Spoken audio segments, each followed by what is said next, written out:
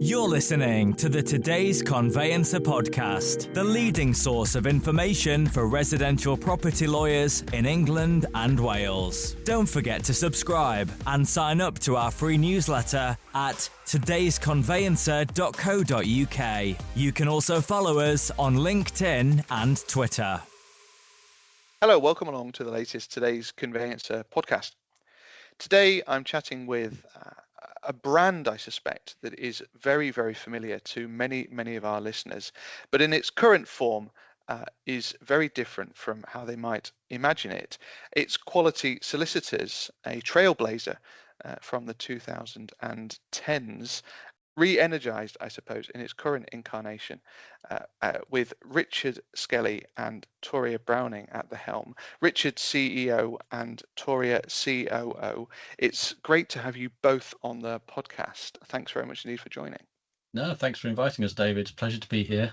The organisation probably doesn't need a huge amount of introduction, but you guys do. So in the first instance, perhaps you wouldn't mind telling me about yourselves. Richard, in the first instance, please. I'm CEO. I joined the firm around about September last year, so coming up to my anniversary. Prior to that, I've always been involved with people businesses. My background is finance. I was in banking for 40 odd years, NatWest, RBS, Santander, and an investment bank. Always focused on people businesses at sort of mid-corporate and above level. Although obviously in my early days it was at much smaller sort of, businesses. But I've got a background in terms of the professional services. I was head of professional practices for RBS and had a lot of dealings with the Managing Partners Forum, etc. So pretty alive to the sector prior to joining QS, and I always enjoyed it. I like the people, I like the business models, and I think it's been an interesting journey over the last 12 months. But yeah, thoroughly enjoyable, and of course I get to work with Toria, which is a joy in itself. Too kind, Richard. Well, over to you then, Toria. So tell us about yourself and your role in the business as well, please. Yes, so I've been with QualitySolicitors for just over 8 years now. I joined when QualitySolicitors formed part of another business, the Simplify Group. I originally came through to QualitySolicitors to head up the call centre, the first contact team that we still have in place now. We previously outsourced that, and I came in to basically bring that in as a cost saving. Prior to joining QualitySolicitors, like I say, I was part of the Simplify Group, and I had been there for about 10 years before that as well. And a lot of my time in the latter years had been to set up new teams, manage the teams, inquiry handling, including a contract that we had with the DCLG for the right to buy agent service. But since my time at QualitySolicitors over the 8 years, I'm still very much involved with the first contact team, and a lot of the learnings that we've had with that we can pass on to our existing members, and kind of use the skills and the knowledge that we've gained through that team, try and relay those to our member firms as well to assist them with handling their inquiries and conversion. And then I guess more recently, over the last 18 months, 2 years, became more of the managing of the entire business, including, new member firms, the rest of the team, the marketing team as well. And really now my main role is to ensure all our members are happy, make sure that we're speaking to new suppliers, keeping up to date with what's happening in the legal sector, and making sure that our firms can benefit from, maybe some supplier arrangements or some support from head office, whether that's marketing, whether that's training, or, whether that's some of the other new services that I'm sure we'll discuss that we've introduced over the last 18 months. Let's start with the elephant in the room. This is QualitySolicitors. Where have you guys been? There was a big bang when obviously it was launched and very, very successful, sold to private equity. And then in December 2022, the management buyout was announced. What was happening with the business in the build-up to the management buyout? And then secondly, what's been happening in the time since? Toria, perhaps if you wouldn't mind taking that first part. Yep, absolutely. So the management buyout happened in December 2022. 15 months prior to that, we left the Simplify Group and we were bought or acquired by Metamorph Group. I guess you mentioned that, we've been quite quiet. And I think in 2016, the senior leadership team changed. And the head office was based in Leicester, and it came over to the offices in St Ives, into the same group offices as Move with us. And I guess at the time, the decision was made that we wanted to focus on our members and making sure that we were servicing them to the best of our ability, and we didn't necessarily need to be in the press and shouting about what we were doing, because we were confident that our member firms knew what we were doing for them. So I guess we were under the radar for quite a while, and then came under the scope a little bit, I guess, in December 2022 with everything that happened. But I guess that also gave us a reason to kind of reset, look at exactly what we were offering to our member firms, what the key benefits were, what our strengths were, and what we could provide them as a team ourselves, and what we wanted to get out of the business ourselves as a team. What was happening in the build-up beforehand, like I say, we were part of Metamorph for 15 months. There wasn't too much that happened during that time. It was, very early days. There had been started to be some collaboration with them, but luckily we as a team were a strong enough team that we could come out the other side of that. And thankfully, a lot of our firms were kind of unaffected by the results of what were happening. And so we just continued to, like I say, reassess exactly what we offered our firms, what we wanted to be known for. And it's important to say at this stage that you've still got quite a number of firms that are associated with the Quality Solicitors group, albeit that it's now no longer a requirement to have the Quality Solicitors moniker as part of the name. Is that right, Richard? Yeah, I mean, I think originally when QS was established, there was, that comfort, I think, that member firms took from being part of a unilateral brand that was sort of on the high street. That gave them sort of like, a comfort in terms of scale, etc. In the face of potential sort of entrances into that market from much bigger branded organisations. But that didn't, fortunately, never really materialised, that threat, the Tesco Law kind of thing. And subsequently, I think, there's been a much more focus by, all businesses, not just professional sort of like services, on developing their own kind of brand, their own presence, their own cultures, never more so than in law.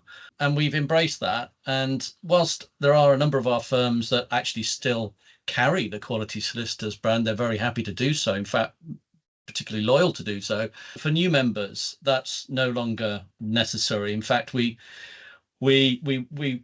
want to be at pains to express that. Our one of our principal roles, as we see it, is helping businesses develop their own brand, both internally with their employees and then externally with the clients and the wider market.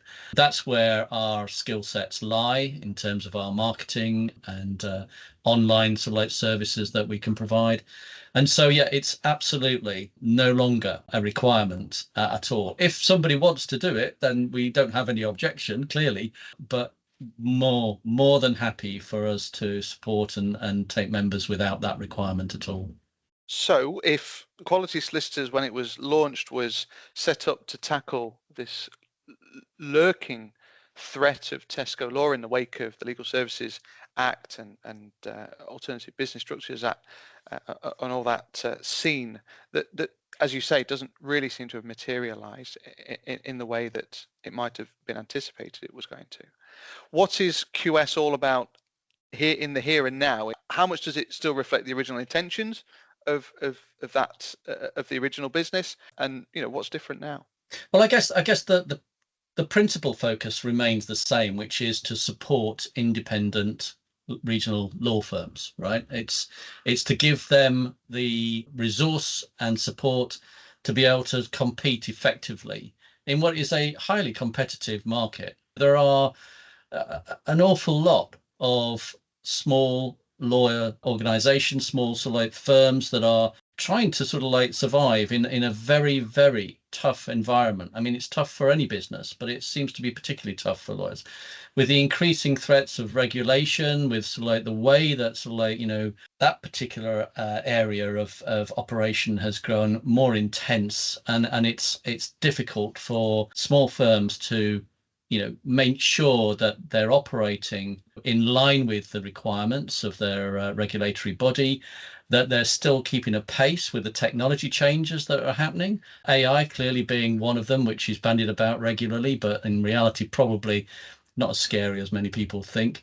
But online, maintaining sort of like the records, maintaining sort of like the confidentiality of clients, being able to market and hit potential audience and clients effectively, all these things take a tremendous focus and resource, and we're here to be that outsourced party that can underpin that and provide that service for them. And so that principle sort of being able to support independent law firms has not changed at all. Actually, I would say it's got even more needed. It's just that there wasn't a polarizing threat, or there isn't, I should say, a polarizing threat at the moment. There's actually an awful lot of different individual ones which are combining to make it a very tough environment for firms to be successful and grow. Like Richard said, I think the core principle of why Quality Solicitors was set up is still there, and it's still very much, the core of our thinking when we try to develop new services. We did develop something earlier on this year, actually, called the QS Way, and essentially that focused on where we believe that we can really help law firms to grow, essentially, whether that's grow revenue, grow their client base, grow their people. Essentially, the QS Way was made up of 4 pillars. The first being people, process and procedures, the power of many, and profile.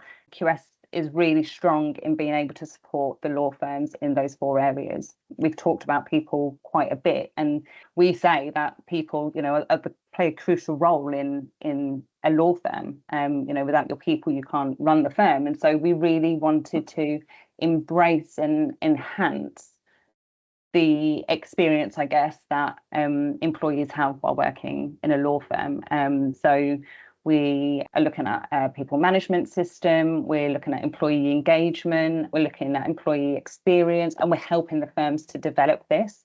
Particularly in my role and Richard's role as well, I have the time to research what's happening in the market beyond the legal sector. I can see what's happening in recruitment, or, you can see on LinkedIn, for example, the stress that solicitors find themselves in. And so we wanted to put solutions in place that our QS members could benefit from, including a recruitment service that predominantly work just on QS member firms' recruitment needs. If I kind of skip to profile, again, raising the profile, not just from a B2C point of view, but also from a recruitment point of view. How do the employees actually feel about working for this particular law firm, and how can they compete in the recruitment market? So we help support kind of build that whole landscape for our firms as well. The process and procedures part of the QS Way is really important. Again, we've got a lot of really well-regarded supplier relationships, and some of these have been long-standing supplier relationships, but our firms weren't necessarily using them or utilising them in the right way. So we really wanted to kind of full circle on this, I guess, of saying, if you have this process in place, if you have this procedure in place, then it's going to help something else down the line. If you've got this procedure of having to call back a new client within 24 hours, or if you're doing this and you've got these procedures in place, then it's going to increase the likeliness of a conversion, turning them into your client. But then when you have that client, what happens when that one matter is finished? How do you have them as a lifetime client? When you've dealt with their conveyancing, and I don't know, maybe something else along the line comes up, making a will, for example, how do you communicate to them again that you're there to help them for all of their matters, not just for conveyancing? So we kind of put a lot of these templates, ideas, I guess, processes and procedures for them to kind of, dip into. We're not saying you have to follow the QS Way, but we're saying by doing these things, it's going to benefit you more. The power of many has always kind of been, one of those benefits I think that QS has always had. We can go out to the market, to the suppliers, we can get them discounted rates compared to if they were just to go into that supplier individually. Because they're part of a bigger network, then we can get them better rates. And there's substantial cost savings that our firms receive from these relationships that we've got, and actually some of the benefits and supply relationships that we've got, the firms actually get for free because QS are covering it themselves. the focus is about the firm. It's not about quality solicitors. We look at every firm individually and how we can help them and assist them. You talked about raising the profile of the firms and also helping them with their marketing, that kind of thing. One of the things I always felt was, to a certain extent, misunderstood about QS was that it really was a consumer focused brand. There was a lot of vitriol around the name QS and the fact that the firms were rebranding as QS, and Quality Solicitors as a name was at times a bit of a figure of fun, if you don't mind me saying. But the important thing here is that, I know in your marketing materials, for example, you talk about the fact that you still get 1 million hits on the QS website. This was about raising the profile of the firms, wasn't it? It was not particularly about the name specifically. The website is the B2C part of QS. I mean, that still, as you say, gets significant hits. It's the window in which allows, people looking for legal services to find, a firm locally to them that they can utilize. And that's kind of where it ends in terms of, the QS sort of like piece. We constantly sort of like wrestle with, should we rebrand the rest of what we do in terms of like QS head office? Should we put another name on it just to sort of like, make clear that there are two distinct operations?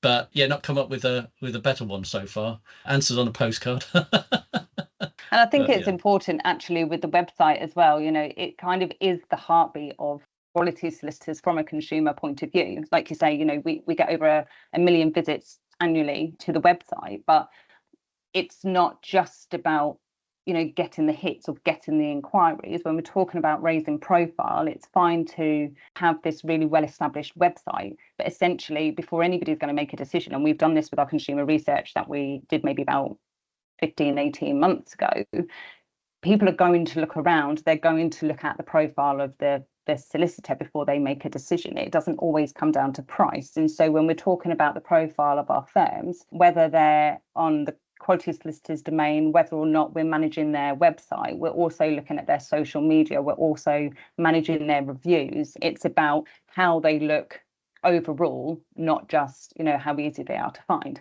But we've got that expertise as well at head office. We've got an SEO specialist who is constantly working to make sure that the content is optimized on the main QS website, but also on our partner firms' websites as well. So it's about raising their profile online, because we all know, particularly after COVID, the high street is not what it was, and more so people are finding services, including legal services, online. So we need to make sure that the profile fits with a quality solicitors firm. You've both acknowledged that you've been quiet. You are starting to come out again. Part of the reasoning behind doing this podcast, and some of the reasoning behind why it's taken us so long to get together, is because it's been getting the right timing for you in terms of going out again into the market. I know, for example, you're actively recruiting firms as well. What are the plans now and sort of over the course of the next 12, 24 months for QS?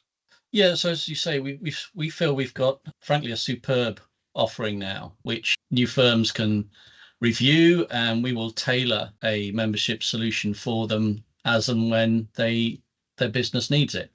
So we've come up with 3 levels of entry, as it were. We've got an associate membership, which is absolutely free. That really focuses on sort of like being part of the community, being able to access sort of the various podcasts and events that we do, but also having access to sort of key sort of services which the power of many kind of like delivers, such as we said, the recruitment service. Now, that is 15% is the fee on that based on actual success. So significant saving on the market kind of like rates that are out there for recruiting people.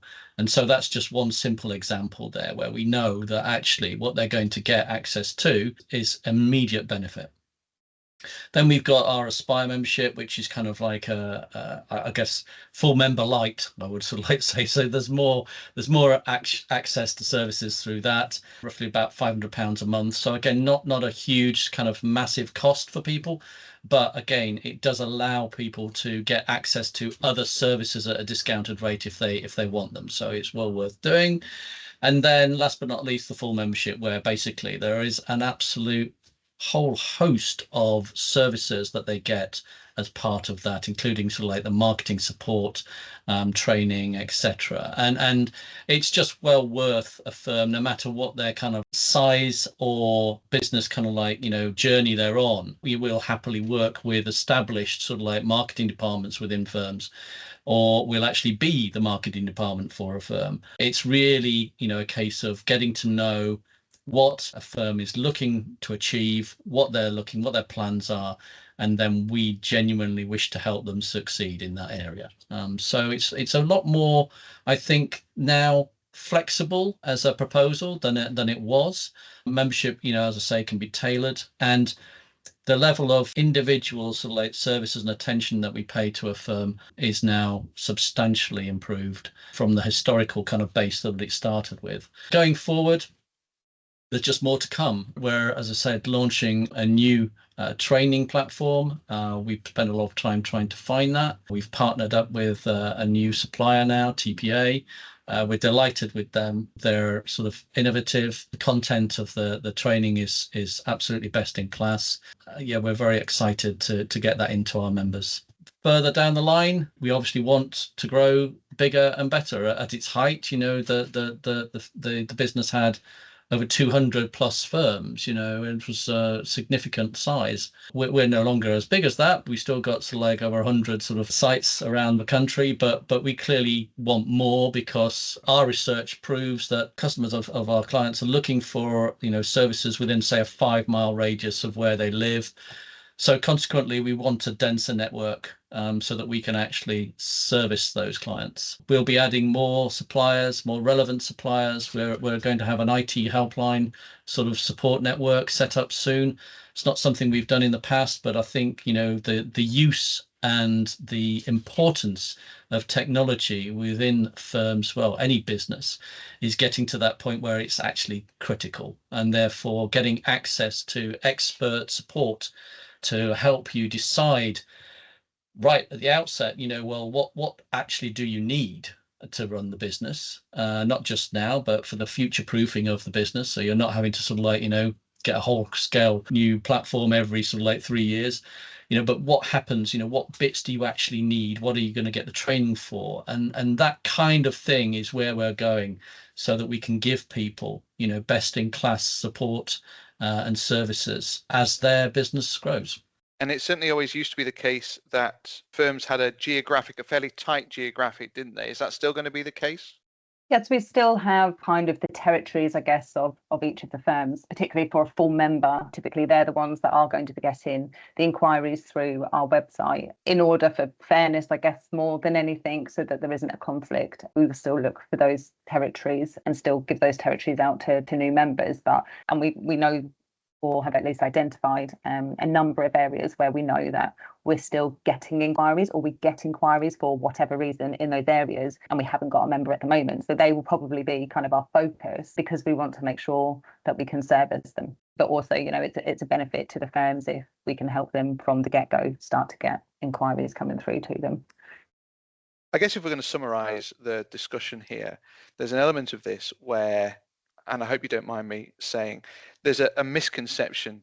There's a myth here to bust. There's some misconceptions about what quality solicitors might have been, what it is now. And I guess if there's a call to action from you guys, it's to say, look, come and have a chat, find out what we're about, and find out what we have to offer in 2024. Yeah, absolutely. I mean, the business as it is now is kept the great bits that QS had, and that's evidenced by the fact that we've got members that are still here that were here at the start. Whenever you've got a business like that, you must be doing something right. Now we're confident that what we have, what we can deliver, is relevant. It's appropriate for the current business environment, and as far as we can see for the future, we will continue to be flexible, and so we're not sitting on our hands and what have you. We will continually look at delivering, what is right for the businesses and what their needs are going forward. What we kind of want is just to have the opportunity to have that conversation and find out what it is that a firm's looking for. And then we will do our utmost to absolutely support them and deliver those services that they need. And it's as simple as that. So there is no need for rebranding. There is no need to sort of like, where I believe they actually had uniforms at one stage. So there's no need for that at all. It's a case of making, good firms great. And with our support, we genuinely believe that we can achieve that. From its inception to where we are in 2024, we've shown and proven that we're adaptable. We're committed to empowering local high street law firms, and we'll continue to evolve and remain dedicated to supporting our network.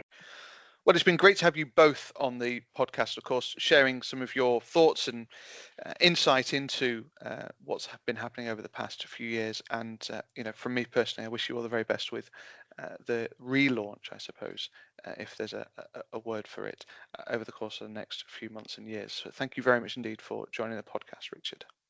Thanks, David. Thank you very much indeed. Been a pleasure. Thank you. The Today's Conveyancer podcast is available on your preferred podcast provider, also available on todaysconveyancer.co.uk. My thanks to Richard and also to Toria. Thank you as ever for listening, and we'll see you again soon. You're listening to the Today's Conveyancer podcast, the leading source of information for residential property lawyers in England and Wales. Don't forget to subscribe and sign up to our free newsletter at todaysconveyancer.co.uk. You can also follow us on LinkedIn and Twitter.